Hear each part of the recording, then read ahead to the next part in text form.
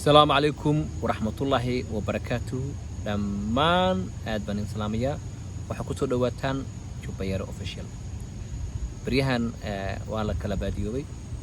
والا كلا مغنى وقتي وايها أيام معركتنا كلا كحيي maanta galabta meeshan halkan aan fadhiyo xadiiqada waa meel yar oo guriga aan deganahay waxay ku jirta dabar yar baa iska dhacaysa inaba caadi maaha marka waa ilaahay mahadiis halkan waxaan ku hayaa oo aan rabaa in aan iisom bandhigo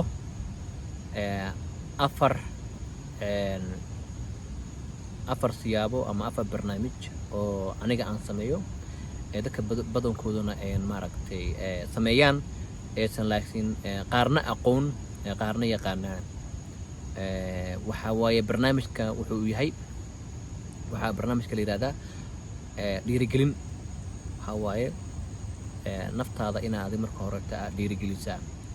dhiirigelintana waxa waaye waa aad bay u fiican tahay in la dhiirigeliyo oo maaragtay qof wax ka fiican yahay inuu sheego marka aniga qudayda waa la dhiirigelin karaa dhiirigelintu waa shay aad u fiican waaye nafsiyan aad bay u fiican tahay marka dhowr jeer baa la soo weydiiyay waxa la yiri qaabka cuntooyinka ama haddii noqoto gym ama haddii noqoto maaragtay qofka wax qabadka u qabsanayo seen ku sameeyaa marka aniga waxaan ku oran lahaa qofna ha isku xirin weligaa qofna ha dhihin qofkaasa maaragtay dhiirigelin ama taqaanaa wuu jiraa qof dhiirigelin aad ka helaysid laakiin dhiirigelintu maxay tahay waa badan tahay markay noqoto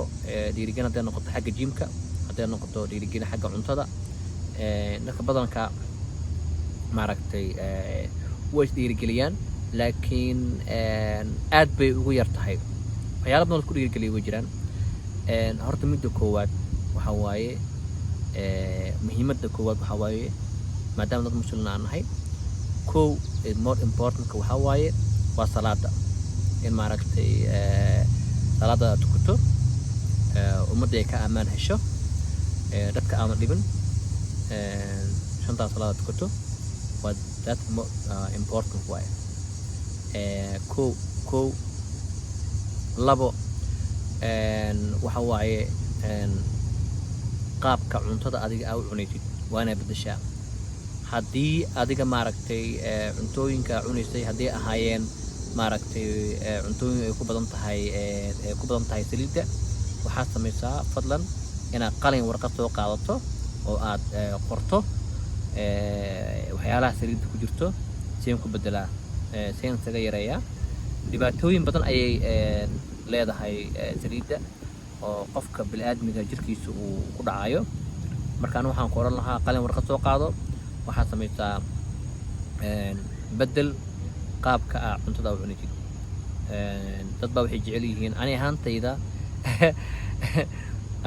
aniga cuntooyinkeenana caadiga oo annaga aan samaysano soomaali aan nahay waan cunaa oo soomaali baan nahay laakiin waa bedelay maxaan ku bedelay waxaan ogaaday inay ku badan yihiin wax la yiraahdo saliid ku badan yihiin martaqaanaa dhibaatooyin badan maaragtay aan kala kulmay arkay marka ilaahay dhibka naga qaado marka waxaan ogaaday in maaragtay waxyaalaha saliidda ee badan ay yihiin hadday noqoto bariiska oo kaleeto baastada oo kaleeto maaragtay hilibka oo kaleeto aad maaragtay cuntooyinkaas waxaa waaye waa aad bay maaragtay dadka maaragtay ugu ridaan waxyaala badan way jiraan bariis oo mataqaanaa oo brown baasta brown way jirtaa ani badanaa waxaan cunaa cuntooyinka oo wadaniga ah maxaa ka mid a waa soortii cambuuladii galeygii yes waa aad u fiican tahay qofka inuu intaas inuu cuno waxa waaye waa more health waaye waddankeena soomaaliyana intaas way yaalla meel walba adduunka qofka uu joogo ka helayaa cunto wadani qofka inuu maaragtay aado gym oo aad gymka tagtid oo gymka ciyaartid weligaana qofnaha isku xirin hadhiin qofkaas isku raaceenaa waa isku raaci kartiin laakiin dadka badanka dhalinyarta maxay u badan yihiin inay ku dhahaan oo kaleeto hey let's go gymka tageynaa ilaa ay maaragtay muddo week kabacdi waa lagu goynaa qofkii mataqaanaa aad tabaysaa inaa qofka gymka raacdan aadna waxaa kusoo dhacaysaa maxaan ku dhahdaa banaanka waa kusoo dhacaysaa kaliya noqonaysaa marka naftaada maxay kuu sheegaysaa in adiga ana gymka iska dhaaftid bigad qofkii ku dhiirigelinayay aad ku raaci lahaydeen waa iska dhaafiyo waxyaalo kale oo qofka qabsanaya qofka bilaadanka wuu noqon karaa shaqooyin iyo waxyaalo ka badan oo maartay muhiim oo qabsan karaa dad wax arkaysa oo ayaga waxyaalahaas ay sameeyeen laakiin oo gymkii iska dhaafayaan hadhowna qofkii maartay dhibaatooyin badan oo xagga oo caafimaad ahaan qofkii dhibaato kala kulmayaan marka waxaad samaysaa naftaada la hadal meel bannaan soo fadhiiso waxaad dhahdaa hey maxaa iga qaldan la hadal warqad qaado la sheekayso naftaada yacni adiga markaad subaxii soo kacdo oo marayd aad ku fiiriso oo og tahay qofka adiga aad tahay marka waxaad tiraa naf yahay adiga aad tahay yeah this me la hadal la sheekayso waxaa ku dhahdaa haye kabacdi heer waxaa gaaraysaa in adigii aad gymka aad isgeyso haddee noqoto subaxii haddee noqoto galabtii adduunka waa laga tegayaa lama joogaayo laakiin dadaalkan aad buu u fiican yahay laftaad la sheekayso waxaa dhahdaa ku dheh let's go waa aadaynaa gymkaas raacinaa kabacdi waxaa samaysaa hurdo qofka inuu helo waa hurdo badan at least inaa hesho waaye 8 hours haddii laakiin jirkaaga uu helo maaragtay hurdo aad u yar waxaa waaye ma kuu fiicnaa xagga caafimaad ahaan waxaa waaye it's not good for your health waa inuu qofka seexdo waaye at least maalintii 7-8 hours oo completely oo habeenkana seexdo waaye orodka qofka inuu ordo uu maxaan ku dhahaa maalin ordo uu banaanka usoo baxo oo meelaha xadiiqooyinka aado uu ordo way aad u fiicanta iyadana caafimaad badan ayadana laga helaa dadaa maaragtay waxay ku dhahayaan biyaha la cabaaya biyaha cad wuxuu leeyahay waa ku cayilayaa ay ku dhahayaan marka anigu waxaan ku dhihi lahaa biyaha cad ee caadiga ah waa caafimaad ay leeyihiin wax dhibaataana biyahaas ma keenayaan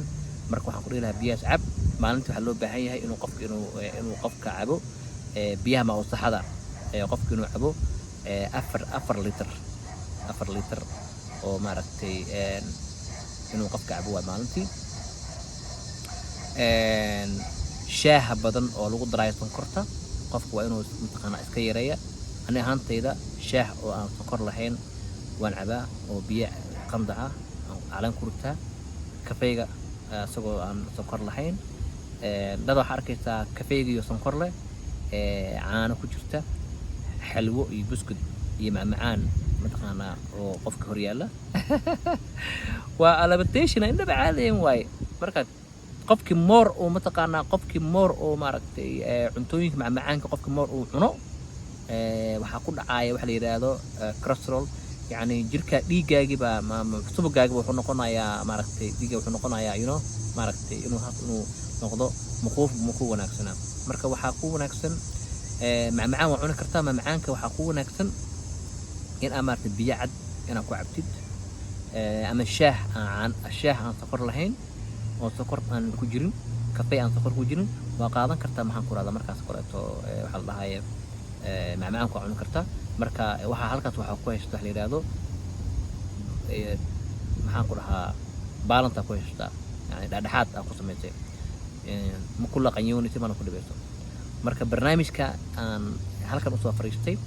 waxaa la yidhahdaa waa dhiirigelin naftaada iyo nafteenna inaan dhiirigelino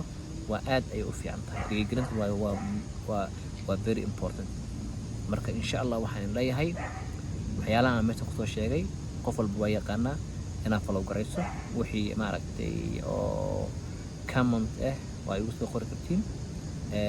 waxaan leeyahay marka youtube-kayga subscribe iyo like iyo share iyo saara sidaa iyo nabadgelyo intaas ku arki doono